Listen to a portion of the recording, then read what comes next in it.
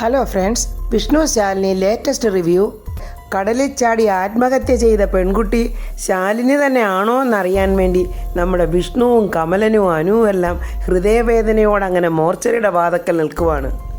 ശാരദാമ്മയാണെങ്കിൽ ശാലിനിയെ കാണാതെ വിഷമിക്കുവാണ്.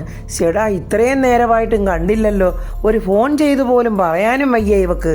ഒരു സംഭവം അറിയാതെ പപ്പിമോളും സത്യമോളും ഇരുന്ന് പഠിക്കുവാണ്.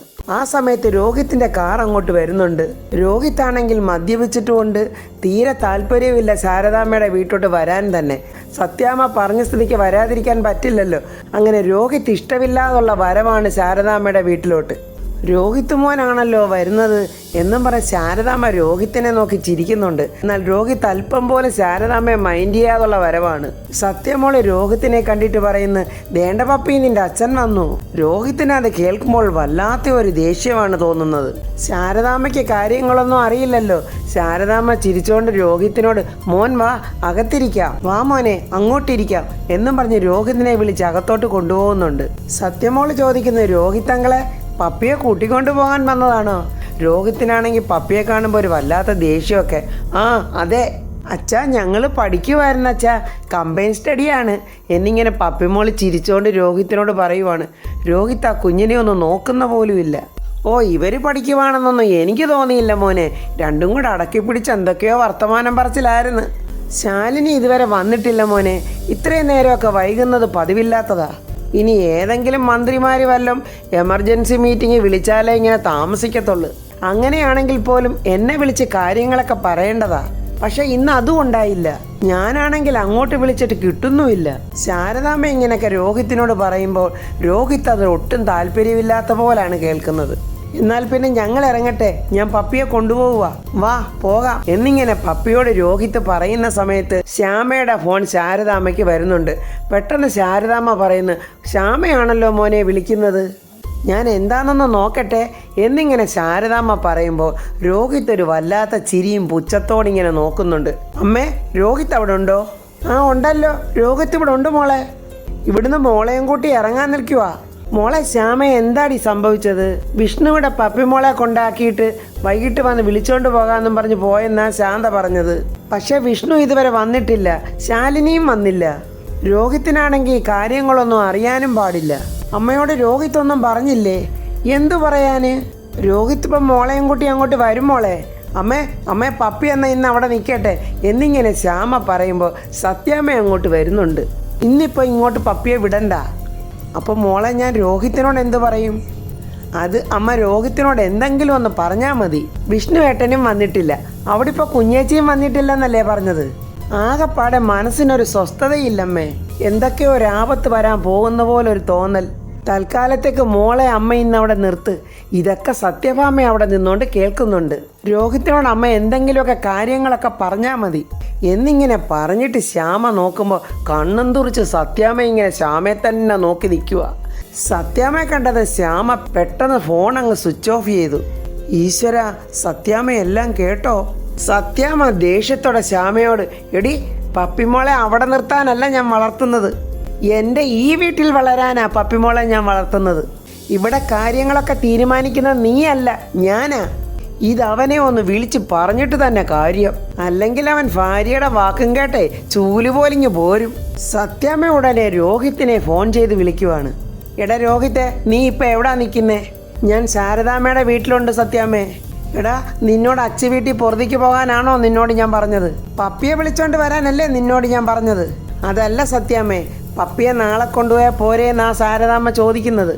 എടാ, എൻ്റെ വീട്ടിലെ കാര്യങ്ങൾ തീരുമാനിക്കുന്ന ശാരദാമ്മയല്ല, ഞാനാ.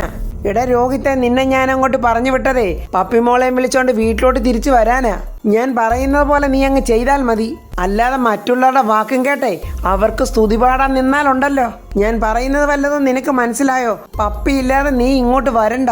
അത് പിന്നെ സത്യാമ്മ, ശാരദാമ്മ അങ്ങനെ പറയുമ്പോൾ, എടാ നീ ആ ഫോൺ ശാരദാമ്മയുടെ കയ്യിലോട്ടൊന്ന് കൊടുത്തേ, ഞാൻ സംസാരിക്കാം. സത്യാമ്മയ്ക്ക് എന്തോ സംസാരിക്കണം എന്നും പറഞ്ഞ് രോഹിത്ത് ഫോൺ ശാരദാമ്മയുടെ കയ്യിലോട്ട് കൊടുക്കുവാണ്. ഹലോ സത്യാമ്മ, എന്താ? അതെ, ഞാൻ അറിയാതെ ആ പപ്പിയെ വിഷ്ണു അവിടെ കൊണ്ടുവന്ന് നിർത്തിയേക്കുന്നത്. ഞാൻ അറിഞ്ഞിരുന്നെങ്കിൽ അവനെ കൊണ്ട് ഇങ്ങനെ ഒരു സാഹസം ചെയ്യിപ്പിക്കില്ലായിരുന്നു. അതെന്ത് വർത്തമാനമാ സത്യാമ്മയെ നിങ്ങൾ പറയുന്നത്? പപ്പി എൻ്റെ മോളുടെ മോളല്ലേ?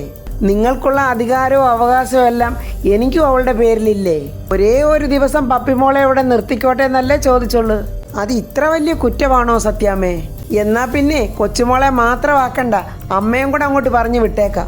അപ്പൊ പിന്നെ രണ്ടുപേരെയും കൊതി തീരുവോളം അവിടെ നിർത്തിയങ്ങ് കണ്ടോ.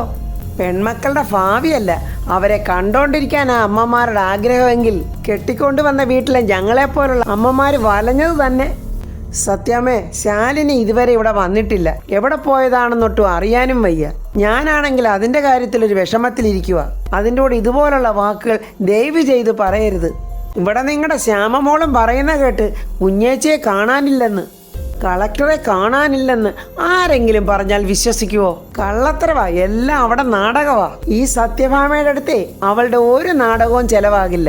പാതിരാത്രി ഇറങ്ങി നടക്കുകയോ എങ്ങോട്ടെങ്കിലും പുറപ്പെട്ടു പോവോ എന്ത് വേണമെങ്കിലും ആയിക്കോട്ടെ, എനിക്ക് എൻ്റെ കൊച്ചുമോളെ ഇവിടെ ഇപ്പോൾ കിട്ടണം. രോഹിത്തിൻ്റെ ഒപ്പം അവളെ ഇപ്പോൾ ഇങ്ങോട്ട് പറഞ്ഞു വിട്ടേക്കണം. നിങ്ങൾ ആ ഫോൺ രോഹിത്തിനൊന്ന് കൊടുത്തേ. രോഹിത് ഉടനെ ഫോൺ വാങ്ങിയിട്ട് ഹലോ സത്യാമ്മേ പറഞ്ഞോ. എടാ പറയാനൊന്നുമില്ല, എത്രയും പെട്ടെന്ന് നീ പപ്പിയങ്ങോട്ട് ഇങ്ങോട്ട് വന്നോണം, അല്ലെങ്കിൽ ഞാൻ അങ്ങോട്ട് വരും. വേണ്ട സത്യാമ്മ ഇങ്ങോട്ട് വരണ്ട, ഞാൻ അങ്ങോട്ട് കൊണ്ടുവന്നോളാം. സത്യാമ്മ ഈ സംസാരിക്കുന്നതെല്ലാം ശ്യാമ ഇങ്ങനെ മുകളിൽ നിന്നുകൊണ്ട് കാണുവാണ്. ശ്യാമ ആകെ സങ്കടപ്പെടുവാണ്. ദൈവമേ, എന്തൊക്കെയായി നടക്കാൻ പോകുന്നത്? രോഹിത്തിന് പപ്പിമോളോട് ഇപ്പോൾ സ്നേഹവും ഇല്ല. കുഞ്ഞിനെ വിഷമിപ്പിക്കുകയോ കുഞ്ഞൊരു ദിവസം അവിടെ നിൽക്കട്ടെന്ന് ശ്യാമ വിചാരിച്ചത്.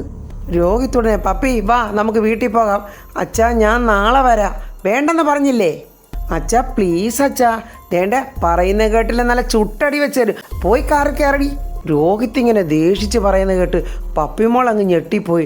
ശാരദാമ്മ അങ്ങ് ഭയന്നു പോയി. രോഹിത് എന്താ ഇങ്ങനെ പറയുന്ന കുഞ്ഞിനോട്? മോനെ എന്തിനാ ഇങ്ങനെ കുഞ്ഞിനോട് ദേഷ്യപ്പെടുന്നേ? പപ്പിമോള് വരുമല്ലോ. മോള് ചെല്ല്. സത്യാമ്മ അവിടെ കിടന്ന് ബഹളം വെക്കുന്നോണ്ടാ അച്ഛൻ ഇങ്ങനെയൊക്കെ പറഞ്ഞത്. മോള് ചെല്ല്, വേറൊരു ദിവസം നമുക്കിവിടെ ഒന്ന് നിൽക്കാം. സങ്കടത്തോടെ നിൽക്കുന്ന സത്യയോട് പപ്പി പറയുന്നു, എന്നാ പിന്നെ പോട്ടെ സത്യേ. ശരി പപ്പി, നമുക്ക് നാളെ സ്കൂളിൽ കാണാം. മതി വർത്തമാനമൊക്കെ, പോയി കാറിൽ കയറ് എന്നും പറഞ്ഞ് രോഹിത് ദേഷ്യത്തോടെ പപ്പിമോളെയും കൊണ്ട് കാറിൽ കയറി പോവുകയാണ്. സത്യമോളെ ശാരദാമ്മയോട് ചോദിക്കുന്നു, അമ്മ ഇതുവരെ വന്നില്ലല്ലോ ശാരദാമ്മേ? അത് തന്നെ മോളെ ഞാനും ആലോചിച്ചോണ്ടിരിക്കുന്നേ. ഇത്രയൊക്കെ വൈകുവാണെങ്കിൽ എങ്ങനെയെങ്കിലും ഒന്ന് വിളിച്ചറിയിക്കുന്നതാ. ഇതിപ്പോൾ ഇങ്ങോട്ട് വിളിച്ചിട്ടുമില്ല, ഒരു വിവരമായിട്ട് അറിയുന്നതുമില്ല. എന്താ ഇപ്പം ചെയ്യുന്നേ? ഒന്നുകൂടെ വിളിച്ചു നോക്കിയാലോ? ശാരദാമ്മ വീണ്ടും ശാലിനിയുടെ ഫോണിലോട്ട് വിളിക്കുവാണ്. ശാലിനിയുടെ ഫോൺ ആരും എടുക്കുന്നില്ല. അമ്മ ഇനി വരില്ലേ ശാരദാമ്മേ? വരും മോളെ, ഇപ്പം വരും. മോർച്ചറിക്കകത്തോട്ട് അനുവും കമലനും വിഷ്ണുവും ഇങ്ങനെ വരികയാണ്. വിഷ്ണു ആണെങ്കിൽ അവരുടെ പുറകിന് വിറച്ച് കരഞ്ഞുകൊണ്ട് പേടിച്ചാണ് വരുന്നത്. എടാ കമല, എനിക്കിനി മുന്നോട്ട് നടക്കാൻ പറ്റില്ല. എൻ്റെ കാല് രണ്ടും തളരുന്ന പോലെ തോന്നുവാ. നിങ്ങൾ രണ്ടുപേരും അങ്ങോട്ട് ചെല്ല്. അയാൾ എന്താ പറയുന്നതെന്ന് കേൾക്കാനുള്ള മാനസികാവസ്ഥ എനിക്കില്ല. നിങ്ങൾ രണ്ടുപേരും നോക്കിയാൽ മതി. സങ്കടത്തോടെ ഹൃദയം പൊട്ടി കമലൻ പറയുക, ആശാനെ എന്ത് വന്നാലും നമ്മളിത് ഫേസ് ചെയ്ത് മുന്നോട്ട് പോയേ പറ്റൂ. ആശാനെ, ആശാൻ വന്ന് കണ്ട് അത് ചേട്ടത്തിയമ്മ അല്ലെന്ന് ഉറപ്പ് വരുത്തി കഴിഞ്ഞാൽ ആശാൻ്റെ പകുതി സങ്കടം മാറുമല്ലോ എന്ന് വിചാരിച്ചിട്ടാണ് ഇങ്ങോട്ട് കൂട്ടിക്കൊണ്ട് വന്നേ. എടാ നീ അവർ പറഞ്ഞത് കേട്ടില്ലേ? കടപ്പുറത്തോട്ട് ശാലിനി പോകുന്നത് കണ്ടവരുണ്ട്. ആ മരിച്ച പെൺകുട്ടിയാണെങ്കിൽ പച്ച സാരിയാണ് ഉടുത്തിരിക്കുന്നതും. അവർ പറയുന്നതൊക്കെ കേട്ടിട്ട് അതെൻ്റെ ശാലിനിയാണെങ്കിൽ ഞാനിവിടെ കുഴഞ്ഞു വീഴുവടാ. ആ ഒരവസ്ഥയെ തളർന്നു നിൽക്കുവാടാ ഞാൻ. നിങ്ങൾ ചെല്ല്, എനിക്കിനി ഒരടി പോലും നടക്കാൻ വയ്യ.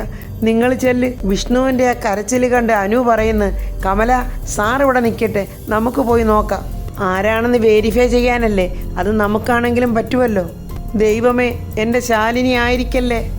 ആശാനെ ആയിരിക്കില്ല, ഞാനല്ലേ ആശാനോട് പറയുന്നേ. എനിക്ക് ഉറപ്പുണ്ട് ദൈവം നമ്മളെ കൈവിടില്ല ആശാനെ. കമല വാ നമുക്ക് നോക്കാം. അനു അങ്ങനെ പറയുമ്പോഴും കമലനും ധൈര്യമില്ല പോകാൻ. ആശാനെ സമാധാനിപ്പിക്കുന്നെങ്കിലും ആശാനേക്കാളും കൂടുതൽ കമലനങ്ങ് തളരുവാണ്. കമലനാണെങ്കിൽ ഒട്ടും ധൈര്യമില്ല അത് ശാലിനി തന്നെയാണോ എന്ന് നോക്കാൻ. മോർച്ചറിയിൽ നിൽക്കുന്ന വാച്ച്മാനോട് കമലൻ പറയുന്നു, ഇവിടെ കടലിൽ മുങ്ങി മരിച്ച പെൺകുട്ടിയുടെ ഡെഡ് ബോഡി ഇങ്ങോട്ട് കൊണ്ടുവന്നിട്ടുണ്ടല്ലോ, അത് നിങ്ങളുടെ വല്ലരും ആണോ? കമലൻ ഇങ്ങനെ വിഷ്ണുവിനെ നോക്കുന്നു. വിഷ്ണുവാണ് ഇങ്ങനെ ആകാംക്ഷയുടെ നോക്കുവാണ്, എന്താണ് അവർ പറയുന്നത്? ആ മരണപ്പെട്ട സ്ത്രീ നിങ്ങളുടെ ആരെങ്കിലും ആണോ? ഒരു സംശയമുണ്ട്, അതുകൊണ്ടൊന്ന് നോക്കാൻ വന്നതാ. അധികം പ്രായമില്ലാത്ത കുട്ടിയാ, പച്ച കളർ സാരിയാണ് ഉടുത്തിരിക്കുന്നത്. മുടിയാണെങ്കിൽ ബാക്കിലോട്ട് ഇങ്ങനെ ചീകിയിട്ടൊരു ക്ലിപ്പിട്ട് വെച്ചിരിക്കുവാണ്. കഴുത്തിൽ ചെറിയൊരു മാലയുണ്ട്. ഇതൊക്കെയാണ് ആ കുട്ടിയുടെ രൂപം. ആ വാച്ച്മാൻ അങ്ങനെ പറയുമ്പോൾ വിഷ്ണു അത് ശാലിനിയാണെന്ന് തന്നെ അങ്ങ് ഉറപ്പിക്കുവാണ്. ഇതൊക്കെ ശാലിനിക്കുള്ള അടയാളങ്ങളാണല്ലോ പറയുന്നത് എന്നോർത്ത് വിഷ്ണു അവിടെ തളർന്നങ്ങ് വീഴുവാണ്. അത് കണ്ടോണ്ട് ഓടി കമലൻ വിഷ്ണുവിൻ്റെ അടുത്ത് ചെന്ന്, ആശാനെ എന്ത് പറ്റി? ഇട കമല, ചതി പറ്റിയോ എന്നൊരു സംശയം. അയാൾ പറയുന്ന അടയാളങ്ങളൊക്കെ കുഴപ്പമാ. അതെൻ്റെ ശാലിനിയുടെ അടയാളങ്ങളാണ് പറയുന്നതൊക്കെ. എനിക്ക് ഉറപ്പായി അതെൻ്റെ ശാലിനി തന്നെ. അവൾ എന്നെ തനിച്ചാക്കിയിട്ട് പോയി. എടാ കമല, പോയടാ, അവൾ എന്നെ തനിച്ചാക്കിയിട്ട് പോയടാ.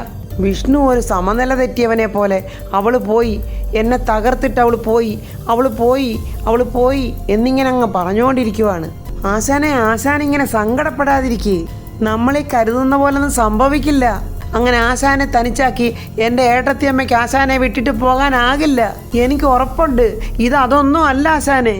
എടാ, അയാൾ പറഞ്ഞ അടയാളങ്ങളൊക്കെ ശരിയാണെങ്കിൽ പിന്നെ ഈ വിഷ്ണു ജീവിച്ചിരിക്കില്ലടാ.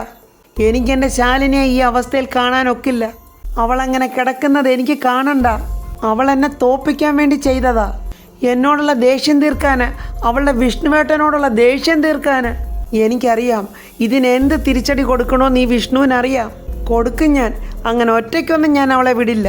അവൾ പോയാൽ ഞാനും പോവും, അവിടെ കൂടെ ഞാനും പോകും. ആശാനെ അങ്ങനൊന്നും പറയാതെ, ഞാനത് ആദ്യം ആരാണെന്നൊന്ന് നോക്കട്ടെ. ഇല്ല, ഞാൻ പോവുകടാ, ഞാൻ അവളോടൊപ്പം പോവുകടാ.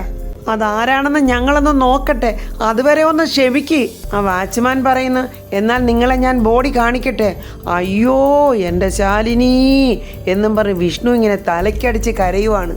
ആ ഡെഡ് ബോഡി ആരുടേതാണെന്ന് തിരിച്ചറിയാൻ വേണ്ടി അനു അങ്ങോട്ട് പോകുന്നുണ്ട്. വിഷ്ണു അത് നോക്കി ഇങ്ങനെ ഇരിക്കുവാണ്. കമലൻ തലയെ കൈവച്ചുകൊണ്ട് വിഷ്ണുവിൻ്റെ അടുത്ത് തന്നെ ഇരിക്കുവാണ്. വിഷ്ണു എന്തെങ്കിലും സാഹസം കാണിക്കുമോ എന്ന് ഭയന്നിട്ട് കമലൻ വിഷ്ണുവിനെ ഇങ്ങനെ പിടിച്ചു വെച്ചുകൊണ്ടിരിക്കുവാണ്. അപ്പോൾ ഫ്രണ്ട്സ്, അനു നോക്കുമ്പോൾ അത് മരിച്ചത് ശാലിനി ആകല്ലേ എന്ന് നമുക്ക് പ്രാർത്ഥിക്കാം. അപ്പോൾ ഇതിൻ്റെ അടുത്ത വീഡിയോയുമായി നാളെ കാണാം. എൻ്റെ ഈ വീഡിയോ ഇഷ്ടപ്പെട്ടാൽ ലൈക്കും കമൻസും, സബ്സ്ക്രൈബ് ചെയ്യാത്തവർ സബ്സ്ക്രൈബ് ചെയ്യണേ.